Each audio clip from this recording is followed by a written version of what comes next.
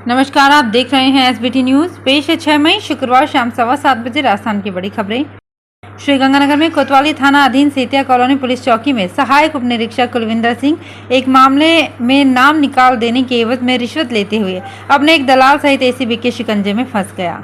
ACB की द्वितीय इकाई के प्रभारी डीएसपी वेद प्रकाश लखोटिया, प्रथम इकाई के प्रभारी डीएसपी भूपेंद्र सोनी तथा सीआई विजेंद्र शीला ने शुक्रवार दोपहर सेतिया कॉलोनी पुलिस चौकी में ही एक एएसआई कुलविंदर सिंह और उसके दलाल विकी सेतिया को रंगे हाथों पकड़ा। डूंगरपुर में एफसीआई ने बिना किसी सुरक्षा गारंटी के करोड़ों का गेहूं थाना स्थित निजी फर्म के गोदाम में रख दिया है, जबकि इस गोदाम से राजस्थान स्टेट वेयर हाउस निगम का अनुबंध 4 माह पहले ही समाप्त हो चुका है। राज्य सरकार की पीईजी योजना के तहत अनाज भंडारण के लिए करीब दशक भर पूर्व कई जिलों में निजी स्तर पर वेयर हाउस बने थे। इसमें डूंगरपुर जिले में भी थाना के समीप नव इंफ्रास्ट्रक्चर नामक निजी कंपनी ने 40,000 मीट्रिक टन क्षमता का गोदाम बनाया था। आरएसडब्ल्यूसी का नव इंफ्रास्ट्रक्चर से अनुबंध 31 दिसंबर 2021 को समाप्त हो गया था। इसके बाद आरएसडब्ल्यूसी ने अपना स्टाफ भी वहां से हटा लिया। इसके बावजूद एफसीआई ने इसमें गेहूं रखवा दिया। भाजपा के राष्ट्रीय उपाध्यक्ष व हिमाचल के प्रभारी अविनाश राय खन्ना शुक्रवार सुबह धार्मिक नगरी मेहंदीपुर बालाजी पहुंचे, जहां उन्होंने बालाजी महाराज के दर्शन करके विशेष पूजा अर्चना की। मंदिर पहुंचने पर ट्रस्ट सचिव एमके माथुर ने उनका स्वागत किया, जिसके बाद गर्भगृह के सामने भाजपा नेता ने बालाजी महाराज के दर्शन कर धूप लगाई। खन्ना, भैरव बाबा व प्रेतराज सरकार के दर्शन कर मनौती मांगी। जयपुर इंटरनेशनल एयरपोर्ट पर शुक्रवार को इंडिगो कंपनी के विमान की इमरजेंसी लैंडिंग करवाई गई। विमान ने चंडीगढ़ से उड़ान भरी थी, जो मुंबई जा रहा था। इसी बीच विमान में सवार एक युवक की तबीयत अचानक बिगड़ गई। इसके कारण विमान को जयपुर एयरपोर्ट पर उतारना पड़ा। यात्री को एयरपोर्ट के नजदीक एक प्राइवेट हॉस्पिटल में भर्ती करवाया गया। भाजपा के राष्ट्रीय अध्यक्ष जेपी नड्डा के राजस्थान दौरे और जयपुर में 2-3 दिन तक पार्टी की राष्ट्रीय स्तरीय बैठक से पहले एक बार फिर भाजपा प्रदेश नेतृत्व एकजुटता दिखाने में नाकामयाब साबित हुआ है। अलवर में हुई हुंकार रैली में पार्टी के वरिष्ठ नेताओं की गैर मौजूदगी ने फिर दिल्ली तक संदेश दिया है कि पार्टी को एकजुट करने में केंद्रीय नेतृत्व को हस्तक्षेप करना होगा। अलवर में हुई इस हुंकार रैली में नेता प्रतिपक्ष गुलाम चंद कटारिया की गैर मौजूदगी सभी के बीच चर्चा का विषय रही। उधर 2 बार मुख्यमंत्री रह चुकी वसुंधरा राजे का पोस्टर भी रैली में नहीं था। राजस्थान के सरकारी स्कूल्स में कार्यरत पैरा टीचर्स को स्थायी करने के लिए राज्य सरकार ने तैयारी शुरू कर दी है। करीब 3,886 पैरा टीचर्स को स्थायी करने के लिए बीकानेर स्थित शिक्षा निदेशालय ने राज्य सरकार को प्रस्ताव भेज दिए हैं। इन पैरा टीचर्स का नया पद नाम पाठशाला सहायक होगा। ये नियुक्ति अगले 5 साल तक के लिए होगी। पाठशाला सहायक टीचर्स का सहयोग कर सकते हैं, लेकिन उन्हें क्लास लेने संबंधी कोई काम नहीं दिया जाएगा। जयपुर अपनी ऐतिहासिक धरोहर के साथ अब वाइल्ड लाइफ टूरिस्ट स्पॉट के रूप में भी विकसित हो रहा है।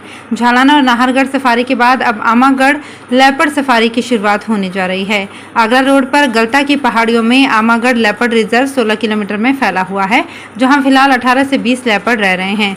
वन विभाग ने लेपर्ड रिजर्व में 12 किलोमीटर लंबा सफारी ट्रैक तैयार किया है। वहीं वन्य जीवों के लिए 7 वाटर पॉइंट बनाए गए हैं, जहाँ 22 मई से टूरिस्ट लेपर्ड का नजदीक से दीदार कर सकेंगे। अजमेर में नाबालिग जोड़ों की शादी का वीडियो सामने आया है। इसमें 5 नाबालिग जोड़ों की शादी एक साथ करवाई जा रही है। वीडियो सामने आने के बाद एक्टिव हुई पुष्कर पुलिस ने एक दूल्हा दुल्हन के परिवार के खिलाफ मामला दर्ज किया है, जो पुष्कर थाना क्षेत्र के हैं। वहीं बाकी नाबालिग जोड़ों की शादी को लेकर जांच की जा रही है। पुष्कर एसएचओ महावीर प्रसाद ने बताया कि वीडियो तिलोरा गांव के एक फोटोग्राफर ने बनाया है। जांच में सामने आया कि ये शादी 3 मई को अखातीज पर पिसांगन तहसील के अमृतपुरा गाँव में हुई। निकायों में ज्यादातर महिला पार्षद सक्रिय नहीं हैं। उनके पति या रिश्तेदार ही निकाय दफ्तरों में जनता के काम करवाते हैं। यही नहीं, कई पार्षदों के पति तो निकायों की बैठकों तक में शामिल होते हैं। इस पर सरकार ने सख्त रुख अपना लिया है। सरकार ने पुराने आदेशों का हवाला देते हुए साफ किया है कि निकायों की बैठकों में महिला पार्षद के पति या रिश्तेदार को अनुमति नहीं होगी। एक बस कंडक्टर ने ईमानदारी की मिसाल पेश की है। दरअसल जैसलमेर से अजमेर जाने वाली बस में एक यात्री की किसी ने जेब काटकर 20,000 रुपये चुरा लिए। पीड़ित यात्री को इसका पता चला तो उसने 2-4 लोगों पर शक व्यक्त करते हुए पुलिस को सूचित किया।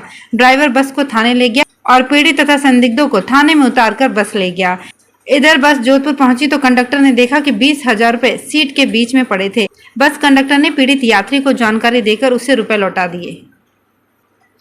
सीकर जिले के गांव में प्रशासन का जन सुनवाई कार्यक्रम खाना पूर्ति बनकर रह गया है। ग्रामीणों को राहत देने की सरकार की पहल की हकीकत जानने के लिए जिले की ग्राम पंचायतों में पड़ताल की गई तो हकीकत उल्टी थी। ग्राम पंचायतों की जन सुनवाई में सबसे ज्यादा पेयजल का मुद्दा छाया रहा। अफसरों ने समाधान करने के बजाय आश्वासन देकर आक्रोशित लोगों को शांत कराया। कई ग्राम पंचायतों में अधिकारी व कर्मचारी नहीं पहुंचे। खाटू श्याम जी इलाके में तो एक सरपंच की जगह उसके परिजन जन सुनवाई करते हुए मिले। राजस्थान गौ सेवा आयोग के पूर्व अध्यक्ष महंत प्रतापपुरी ने कहा कि राजस्थान प्रदेश में हमेशा शांत रहा है, लेकिन बीते कुछ दिनों से एक के बाद एक उपद्रव व दंगे हो रहे हैं। इससे समाज कंटकों का हौसला बढ़ता ही जा रहा है। सरकार को ऐसे तत्वों के खिलाफ ठोस कार्यवाही करनी होगी। महंत ने कहा कि यूपी में सीएम योगी के आने के बाद यूपी में कानून का राज आ गया है। नगर निगम कोटा दक्षिण में निजी फर्म की तरफ से यूडी टैक्स वसूलने का मामला अब राज्य सरकार के पाले में है। इस मामले में अब राज्य सरकार ही फैसला कर सकेगी। मामले को जल्द ही राज्य सरकार को भेजा जाएगा। बोर्ड बैठक में निजी फर्म की ओर से यूडी टैक्स नहीं वसूलने का निर्णय लिया गया था, लेकिन इस पर पूर्व आयुक्त ने आपत्ति लगा दी।